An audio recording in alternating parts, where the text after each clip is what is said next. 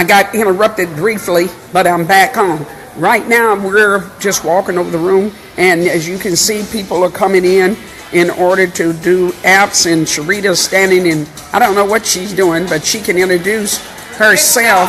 And we're live here in Chicago. In what city is this? We are in Lincoln Town, which is a suburb of Chicago, which is just like 5 minutes from downtown. So we are here excited about everything. Keep walking. We're just going to walk back up to the front for Make It to Change, because she is the creator for Make It for Change. I'll brag on her because God gave her this vision to empower people that are doing technology. Good job. Yeah, Make It for Change. I'm really excited about this. And with it, this is the start of our national tour. Right now, you know, we're in Chicago now. We'll be in D.C. later on. We'll be in St. Louis and Atlanta, and the list is growing. We're getting more and more requests to come. But let me tell you about what Make It for Change is. Make It for Change is a dynamic program, if I may say so myself. And the reason it's dynamic is because what we're here to do is empower, enlighten, educate, and create. Okay, I'm moving. Well, what we're here to do is, like I said, empower others. And our main thing is that what I want to be able to get it out to individuals that if you see a problem in your community, there's a reason that you see it. It's not for you to just say, oh, there's an issue, but it's for you to do something about it. So that's what we're here for. We're here to help you with bringing tech and community service together, social entrepreneurship. So let's say all of you individuals, young people as well as adults and senior citizens, you have an idea. You use your phones all the time. Well, what we're here for is to take the idea on how you can help your community and design it as an app. So you can have an app that can be able to tell people where they can go for food services, and an app to educate young people on different things. So it's just an opportunity to be able to really go out and do something. Stop just talking about doing something. This is the place to be able to manifest it. When did God give you this vision to empower people for Make It for Change? When did he give it? Well, I know, and of course, as we're always taught, I've known forever what my purpose is. And my purpose is to be able to assist others in helping the community. Too often, and I'm not going to get into the political aspects of it, but we know that we rely so much on governmental assistance and everything, but really, God designed it for His kingdom to be able to help others. And so that's the whole purpose of it. And Make It for Change came about really because I want to inspire young people that they have the opportunity to do something now. Not to wait until they say they graduate college, but that if they see a problem, we want to be able to empower them to do something for their communities now. And so that's how Make It for Change came out. And really, I guess it was last year that bringing the parts together, and Joycelyn with her technology experience of bringing those components together all expired back in 2016. It's just an added addition to the mission that I know I have. So Make It for Change is a visionary production that will cause people to get up instead of just sitting around. It will challenge them that they can do something, because God has given everybody an ability to do something, because they're already doing it on a daily basis, but they just need to make a mindset shift that they'll understand kingdom entrepreneurship. That's it. And like you said, it's kingdom. And so often what gets me is people speak, and let me just go to the churches, because our thing is to really work with faith-based organizations, ministries, and churches. So any of you out there who are interested in Make It for Change, would like us and the team to come and to assist your young people and adults, it's intergenerational, because we want to bring the young people and adults together. But going back, it is about kingdom. I think we spit out that word kingdom way too much, and we really don't understand it. Kingdom is not saying that you're high and mighty and you're not doing anything. Kingdom is about building. Kingdom is about going forth and doing something more. Kingdom is about walking in your purpose. We're created to do a purpose here. It's not all about just waiting until we arrive in heaven, but it's about doing what God has called us to do here in the earth realm. And that's what we're about. It's helping people, pushing them, giving them the support to do that. I think if people get the conviction, they'll pick up on the concept that they are here to do something out of extraordinary, not just ordinary. He has challenged all of us to develop and to create, because we know what the word said. He created us in his image. So since we're created in his image, and God is a architect, he's the master architect of the universe, because he looked at the earth realm and he saw the sky, the grass, animals, and it's colorful. Then he looked at the productivities of human, and he told us, be productive. Yes, he told us to occupy. Occupy and be productive. And it's not so much talking about the sexual orientation.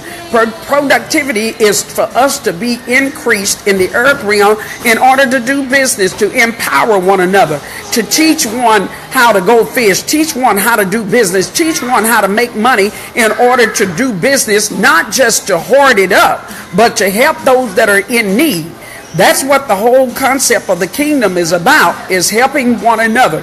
He said, how will men know you my disciple unless you show love? And all the time we'll say, God bless you, but it's more than just saying God bless you. If somebody's hungry, don't say God bless me. You do something productively, what he's giving you the empowerment to do with your hand to be able to provide. That's it. I mean, and I think we miss some of the key things.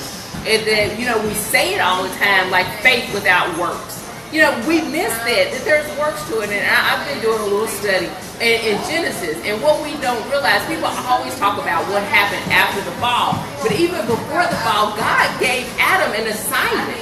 He had a purpose, and he's given us that same purpose. We have a purpose of what we have to do now. Go on in. We got one other person. The young man came all the way from Washington. Come on, Sam.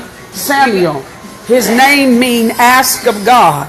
And I told him, before he got down here, his purpose wasn't just to come concerning this, because I understand protocol, that when God sends somebody with a name represents a change. And when God sends somebody with a name, that means that there's something he's getting ready to do and establish in the earth realm. So Samuel's name means God, ask of God. So this is the season, people of God, that you need to make known your request unto God. Ask. He said, knock and the door shall be open. Seek and ye shall find. Ask and it shall be given. So Samuel showed up today, and that's a cue when you understand the anointing. His name brought in the empowerment to ask God for what we need in this season. Not for what you want, but what is needed. And a lot of time we ask for cars and houses and all of those other things. But this is not what we need in this season. And that's not true. What God has called us in this season is to have a mind of wisdom. Wisdom is the principal thing, and without wisdom, you cannot develop, you cannot empower, you cannot teach, you cannot reach. So Samuel, you introduce yourself while you're here for Make It for a Change. Go for it, Samuel. First and foremost, I just want to thank God because I don't have anything prepared to say right now. That's wonderful. He always told me that you should not prepare. And in the Bible, it says that when you go before Pharaoh, that you should not prepare a speech. And Miss Vivian does not know me completely. We are getting to know each other, and this is our first interaction with each other today. And I have no idea how she knows me completely. But I do know because it's the Spirit. And Miss Vivian, I've been praying for many, many years. I'm actually from Gary, Indiana. And most people don't know that I'm from Gary, Indiana. And I reside in the DMV, Washington, D.C. area now. And to come back here has brought my life full circle. I was an original member of the Do It for the Kids program here in Chicago. We actually helped launch the DARE program. Oh, good. And that was started by Muhammad Ali and Milton Bullock. As we know, Ali has passed, but Milton Bullock was he actually found out what we were doing and came along and said, thumbs up, good job, young man, and passed the entire organization down to me. So to be here in Chicago today, is confirmation, and it is success for you. The only reason I did this is for you, for the person that I'm about to meet, not for the people that I know. They are there. They're benefiting from this. But for you, the new person that I'm about to meet, you lived a life just like me. And growing up on 5th Avenue in Gary, Indiana, it was rough. So I know your life has been kind of rough too. So I'm speaking directly to you because it's live. And I got the opportunity to talk to you. You remember that commercial where they say, what are you doing? Get up off your butt. You got to go to school. You need to do something, right? This is the time to do it because the spirit realm has opened up. As you see, I came here for Make It for Change, and she got into preaching. Couldn't help it. I don't know what to say, but I just thank God right now that you have allowed God into this place. Miss Vivian and Miss Tate. I'm sorry. Sharita. Yes, I know that name. See, these ladies have just done something special. Divine connection. And it's hard for me to even put this into words. But all I can say is, if you have an idea, if you have something that's burning inside of you, you need to get it out. And then create it. And that's why we're here at Make It for Change. We're here to actually help you make a change and make a difference with technology. Most people know what I've done with technology, but if you don't, look me up. Go to my website, it's samwilliamsII.com, and you'll enter my network and learn more about the Text for Help program, learn more about the app creations that we actually put together for people. So if you have an app, call me. I'll help you get it started. I'll help you with the idea, and then we'll help you bring it to fruition. I know money is always an issue, right? But don't let that hold you back, because if you wait on the money, it'll never happen. Okay, God said to plan, and then the provisions come. Okay, you got to remember that. Plan, and then He will provide. But if you don't plan, you can't have anything provided for that nothingness that you have. So plan. Have the idea here in your head first, and then let it come to reality. Ms. Vivian, Let me say something, Samuel. When you hear the word app, and I'm going to speak candidly to those that are in the audience on Facebook, wherever you're viewing this broadcast, most people, when they hear the word app, it seems to be a fear complex. So if you can just basically tell them some minute little simplicity of what really an app is, and it's already in their possession. All right, you ready? An app is a website. Yes. That's just a new name for it. Okay, it's a new presentation. Technically, you have apps already on the internet. All right, the website you go to now, Facebook, every day, right? We're on it right now. It's an app, but it's also a website. Which one is it, right? There's this gray area between an app and a website, right? But then they come together somehow, and they all just seem to work together. That's because it's the same technology. Okay, so your apps are really robust websites with more technology, more, how would you say, bells and whistles thrown in there. It's all about the presentation. And once I learned that, it made it really simple for me. So now it seems as if I'm doing all this great stuff, okay? But you could do this too. It's not as great as you think. It's not like this awesome technology that only I have or only certain people have access to. You have access to it too.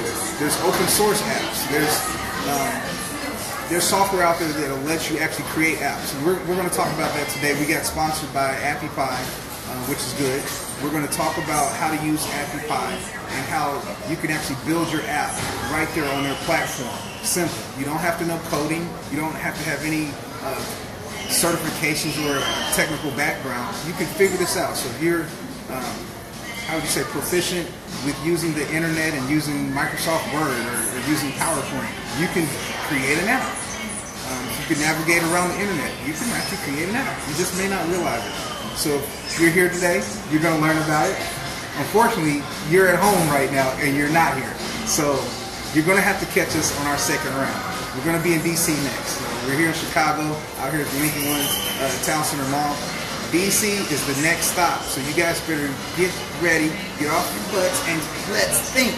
It's a think tank. You got to figure it out. This is brainstorming. If you can brainstorm on an idea, then you can bring it to fruition. So I have so much to say. I'm going to talk here in just a few. All I can say is thank God for all the things that you've done for me, God. You've been just my best friend. Yes, you guys are still here, but I'm in a constant prayer with my Jesus and my God, okay? And if you don't know who Yeshua is, you better figure that out. You better find him. Okay? So I said Jesus on purpose because I don't want to push you guys away from that. I know what you're doing, but you got to have the full understanding of where this all comes from. We got one religion, and y'all got to understand this. We're going to make a change, right? So I'm going to bring you guys all together. We got Muslims, we got Christians, we got Buddhists, we got Jewish, right? We got Taoists, right? Bring it all together. We got one God. That's what my name means, and that's why Samuel's here. I have one mission, and my mission is to let you know that we have one God. Amen. So focus on changing the world. Focus on it, because the only people that change the world are the people that actually try to do it. All right? So I love you. God bless you. God keep you. I want you to be safe. I need you to survive. All I know is the blessings of this earth is coming to you. You got all the abundance of this earth and all the fullness therein at your disposal. The universe is yours. What are you waiting on? Make it for change. Gotta go. I'll see you All next right. Thank you, Samuel, for the interview. You've heard it here today in Chicago. We have interviewed and talked about Make It for Change, and we want people to understand that this program is not just for people that say they cannot. It is for anybody that has a mind. The Bible said, whatever a man thinketh in his heart, so is he. It's time for us to move. It's time to present what God has birthed on the inside of you. It's time to bring it to fruition. Because he said, out of our belly shall flow living water. He's put so much down on the inside of us. We create every day that we get up. From the time you step out of bed in the morning, you've got ideas. You've got thoughts. You heard how simple Samuel said it was. If you know how to turn on a computer, you on your way. So don't let it hinder you. Don't be fearful. Make a change in 2017 going into the 21st century. This is the year and this is the hour that God is calling his people to come up here there. And that means to produce. And I want to tell you, in the business marketplace arena where we at in the world, the church is not behind four doors. The apostolic anointing is for us to go out into the world. Go ye into all the world and make disciples. Disciples is not just people behind the church. Disciples are business people, doctors, lawyers. Those are the ones he's looking for. Haven't you ever desired to open up a ministry for hospitals, a ministry for children that are orphanage? It's not just a one-way thing that God wants us to do. He wants us to continue to establish the kingdom because he's coming back. And this Make It for Change is one of the avenues. This is just one. There's more to come. So you watch for Make It for Change, and main thing is you watch our God, what he's doing in the body of Christ this year. He's bringing his people to the forefront. He's bringing millionaires. He's bringing people all around the world to unite to become one in the body. And he's going to bring us out, as the word of God said, write the vision and make it plain. This is the season that you write your vision. And God, if you make a move, God will be behind you every step of the way. So come on out in Chicago. Come on out in Washington, D.C. And then I throw it around, and my daughter, the one that developed this, and now I'm going to stop. If you can't make it, we're working on doing online virtual reality. That means in the comforts of where you at, we set it up Zoom rooms. We tapped into a Zoom. It's called Zoom Room. That means that we can do actual teaching, interaction with whiteboard and everything so that we can interact you just as if though we're in a classroom. So that's on the horizon. Maybe she'll tell you about it later. But thank you for watching. We'll come back and catch you later.